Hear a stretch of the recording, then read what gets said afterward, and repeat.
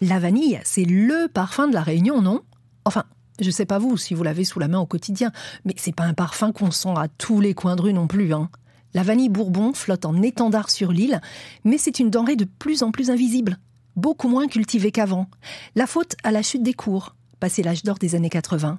La concurrence des îles voisines, la vanilline de synthèse incite les cultivateurs à se diversifier, à en faire moins, précieuse, convoitée, rare. Donc, qui dit rare dit cher. Résultat, des plantations sous haute surveillance et des gousses vendues à l'unité.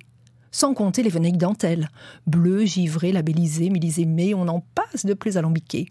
Donc très loin du parfum de base de notre glace préférée. En fait, la vanille, c'est notre fierté. Elle est même sur le blason de l'île de la Réunion. Vous connaissez son histoire.